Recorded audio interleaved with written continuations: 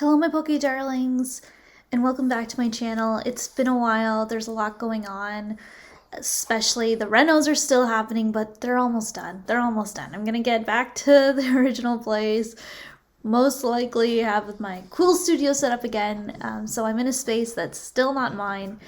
But I wanted to talk to you about something really important today, and just so you all know, this is not clickbait. This is not, I'm not trying to make light that, surprise, I have a Pokemon addiction. That's not at all what's happening. I wanted to talk about the fact that I have come to terms with the fact that I do have an addictive personality and that my addiction is to shopping. And this is hard for me to say because I have for my entire life made excuses as to why I shop. If you know me, you know that I like to spend money. I buy things that are not useful. I buy things, throw them out. I have closets full of tags on clothing that I've never worn. I'm always looking at new trends, and I will say that it's actually beginning to impede on my life as an adult. And that is something, when you know that addiction has become real, is like alcoholism, like drug addiction, when it's impeding on your life and your ability to live a fulfilling, happy life. Now, I'm not saying that I'm in desperate need of help right now, but I am working through this realization and figuring out how I can do better. I wanted to bring it up in the context of the Pokemon community because I think a lot of it has not stemmed because of the Pokemon community. I honestly, I have had this since I was really, really young. I've always lived to the end of my means, but with the current trends in Pokemon and fear of missing out, FOMO, all of the new stuff coming out, I've realized that I've tried really hard to keep up, in the sense that I'm not putting myself in debt because of Pokemon, because my shopping extends beyond Pokemon, but I am actively feeling these feelings of not ever reaching my target goals or always disappointment when I do shop for Pokemon things, which is actually the complete opposite of what I should be feeling because I genuinely do care about Pokemon. When I started my Instagram and YouTube channel, I really wanted to feel in connection to the big Poketubers, and I knew in the back of my head I could never be that because I know that I don't get product given to me, and I know that I had to invest a lot. And that was okay to me because I wanted to create a space that was open to queer people, to femme people, so I was going to do that investment. Now, that was okay. I was financially able to do that. But where it's gotten really bad is where I'm buying things just for the heck of owning things and not necessarily buying things that are actually going to make me happy or add to my collection. I have what I would say a pretty substantial collection now, and there are pieces of my collection that I absolutely adore, that I would never sell, I would never get rid of, because those are the things that I want. My Sylveon collection is my dream. I just bought the skateboard and I'm obsessed with it. I didn't buy that out of impulse, I actually saved for it. But when I'm talking about impulse, I'm thinking about buying all of these booster boxes and doing these breaks, and sometimes I don't even like the series I'm buying. And I'm buying those series because I'm feeling pressured because I'm seeing so much FOMO. And I'm saying that FOMO is actually really bad for someone like me who has an addictive personality, who has a history of addictive personalities in my family. Again, I want to emphasize that my addiction is not to Pokemon, and I can talk about that a little bit more later. But I do want to talk about how being in this community has actually made me realize more strongly that addiction, but also the feelings that I have connected to it. So one of the feelings of addiction when it comes to shopping is this instant gratification that you get, and then this absolute feeling of remorse or of upset or of depression afterwards. And it becomes a spiral. I am someone with clinical anxiety, so it becomes a spiral. I've seen it in other things that I've done, where you buy something to try to get rid of the anxiety and the depression, you get that little high, and then all of a sudden it just dissipates and you have to buy something else.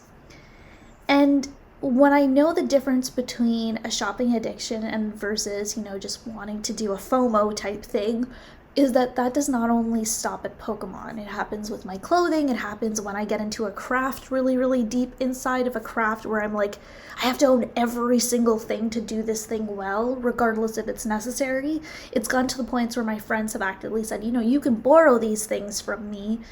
And I'm saying, sorry, no, it doesn't matter, because the excitement I get just by buying that thing, even if I don't need it, even if it's like a second of excitement, is what I think is important to me.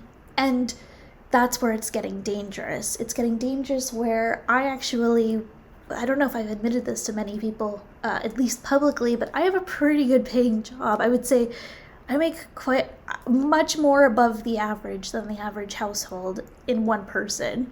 And that's not to brag about it. I'm very fortunate to be in the position I am. I'm very privileged. But with the amount of money that I do make, I shouldn't actually be financially unstable month to month. And that's really obvious to me. That's when I know it's a problem. I used to spend a lot of time, and I still do this, and this is why I also know it's a problem. I spend a lot of time trying to convince people that I'm okay and justifying the purchases I make. What I mean by that is I will say, well, I'm spending this much money on clothes, but I don't spend that much money on alcohol. Just because I'm not spending it on alcohol doesn't mean it's okay, because I still don't need it. But I often make that type of excuse as to why it's okay. And I want to say, I'm not saying that buying things is not okay. You can buy whatever you want if you have the means to do it. What I'm really trying to emphasize here is where the addiction is different than simply just buying because you want to, or retail therapy because you feel like you need to lift your spirits up one day. Where it becomes a problem is when buying things doesn't lift your spirits anymore, and all what you're getting in the end is a zero money bank account, no savings, debt, and relying on people to support you, either your partner, your family, and such. Now, this will be news to a lot of my family, not in the sense that it's news, because I'm pretty sure everybody's seen it and they may not have named it as such. Everyone knows that I buy things, but I think that this will be a wake-up call for me and my family and my friends to say that I am enabled by many, many things, and I'm really trying to separate myself from my triggers. So I do have a therapist. I have been seeing my therapist for a couple of years. This is something I've been talking to my therapist for about a year now. I've downloaded a sober app so that I can track my progress to see what's prompting me to save, but also remind me prompting me to shop, but also reminding me to save and reminding me to think about other things to do when I have that impulse, and just really being true to myself about my limitations. I'm very fortunate that online shopping is my addiction. I have family members whose addiction has been alcohol, has been drugs, and that's something that's very much rooted in, I think, my biology and my ancestry, and that's okay. I love them the same, and I think that this is helping me relate to them more, because although this is shopping and I may not get a DUI because of it, I still get angry, I still get depressed, I still lash out and say things I don't mean, and I'm stressed. I'm actively, constantly stressed. One of the things that made this the most obvious to me is the feelings that I had when I had my appendectomy. So for those of you who have been following me on Instagram, I had an emergency appendectomy a couple weeks ago. The entire time I was recovering, I was shopping. I could have read, I could have drawn, I could have watch TV. I could have done all of those things, but I spent the entire time on my phone shopping for things. One of the things that was really obvious, and I'm really excited about this because I'm going to talk about it in the Pokemon community in the future, but I wanted to make these bookmarks, and I'm going to make some Pokemon bookmarks, but I wanted to make bookmarks. And the reason for that is because I was reading in bed and I had like a panic attack about whether or not, and I'm serious, this is my anxiety. I had this full on starting panic attack about whether or not I could start reading a different book while I was finishing a series and reading 2 books at once. And I said to myself, I can't do that because I only have 1 bookmark. That was my dilemma, okay? Like, that's how anxiety functions. It's like, it sounds absurd when you think about it in hindsight, but in that moment, this was really hard for me. I was like, I can't read another book until I have another bookmark. So I went online, went shopping for a bookmark. I wanted a fancy one. It had to be fancy, right? It couldn't just be like a paper bookmark. Usually, I will tell you, I just take a magic card and use that as a bookmark. I couldn't do that. It was impossible for me to do that in that moment. My mind was set. It was like, this is a way that you're going to cope with this. And so I went and found these bookmarks. They're metal. They're beautiful. They're a type of bookmark that jewelry making people do. And that wasn't enough. I couldn't just buy a bookmark. Then I had to decide, well, I'm going to make my own bookmark. In order to make my own bookmark, I had to buy beads. I had to buy bookmark making supplies. I had to make like chains. I bought like 2,000, I think, little charms. And it didn't even show up. All of the materials didn't even show up for like a week and a half, 2 weeks after I had this attack. So when I did get it, I was like, okay, what do I do with this now? You know, I had my panic, I had my anxiety kind of situation happen. Now I have it too late. Now I have all the supplies to make bookmarks. Now what am I going to do? Which I don't regret it because I made some really kick-ass, badass bookmarks. It inspired me to make some for the Pokemon community, and I will be doing that soon. But that is what the impulse looks like. That is how it functions for me. And I think social media definitely plays a big role in it. I see a lot of ads. I've started hiding my ads so I can stop buying things. But where this fits within the Pokemon community too is that I'm buying things I don't need, spending money on things I don't need that don't actually add to my collection because of FOMO and because of these little feelings of gratification. And then I don't have money to buy the things that would actually make me happy. And I think that's where I'm most upset because I want a vintage collection. I want to go back to my roots as a girl, like, or as a young kid when I was opening packs and I was like 5 years old and Pokemon just came out. I want to go back to that. So I want to buy vintage packs. I want to buy sealed product and I want to buy graded vintage cards. And I do have a few, but I don't have the money to buy those things. And I should. I should actually have the money with how much I work and how much I make. But I don't because I'm spending it on modern product that I don't want or that I don't need. I'm spending it on clothes that I don't need. We're in a pandemic. Why do I need a dress? And I'm spending it on beads, you know? So these are just some examples of some of the purchases I've made. With the shopping addiction as well, I sometimes spend more money on things that should be less so that I can get it quicker or that I could, so I can get it quicker. So sometimes, for an example, is if you're on Amazon, sometimes they have things that are much more expensive than you would buy them in store. But if I can get it at my door in a day versus me going to the store and trying to find it, if it's not there, I'll do that. And I don't even need that thing. And that's what the shopping addiction is. It's like, I need it now. I need options and I need so much of it. So I thought I'd just share this with you because I'm just at a loss of where I'm at. This is very serious, and I want to say that I know with addictions that there's some people hierarchize which ones are more important and which ones are more detrimental. shopping addictions are like gambling addictions, and they cause financial harm. They cause harm on your family. I'm so fortunate I have a supportive partner who has, cultivated a space of honesty. He doesn't tell me not to shop or not to buy things, but is also very critical, and we can have conversations about need and wants.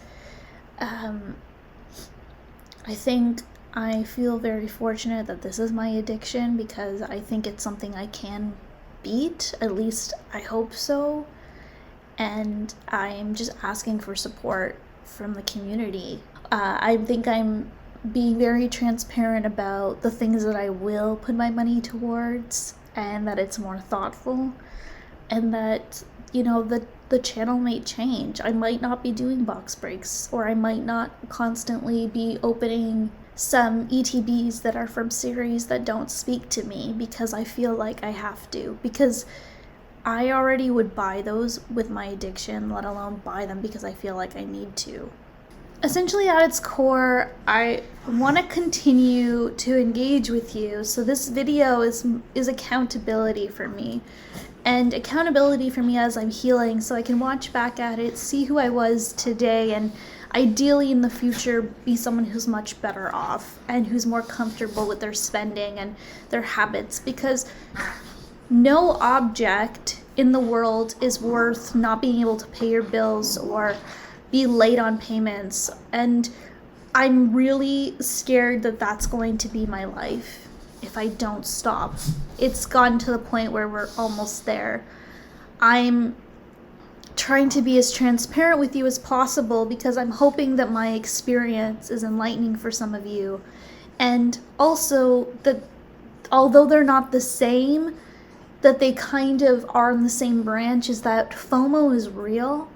I'm hoping that as a community we can support each other and start being really cognizant of FOMO and think very heavily about what it's like and buying and money spending in a culture where we have people who are given gifts to open to actually sell us things and to make us excited to buy more.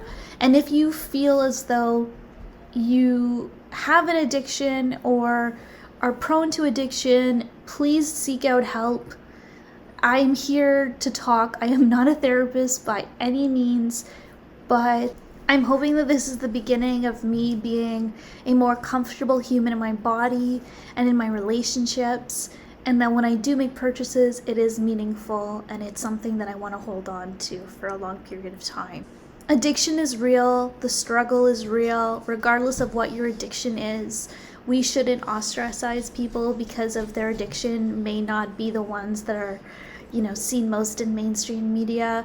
I know we joke a lot about shopping as an addiction, shopaholics, but it is a real condition that can have some very detrimental impacts on family finances, because finances are the root of all evil, right? So I wanted to share this with all of you. I'm very hopeful that this will go well. At least I'm really trying. If you've made it to this point of the video, I want to say a big thank you for sticking this out with me, for supporting me, and for embarking on this journey of sober shopping with me. I know that sounds kind of weird to say. I really appreciate all of your support, and I'm looking forward to getting back into the thick of this channel once the renos are finished. I am on Instagram if any of you want to chat. The comments are always open. This is serious, everybody. This is a serious addiction, and I cannot emphasize that enough. I am not here to make light of the situation or to joke about it. This is my life, and I need to get better. Thank you so much, everyone. Take care.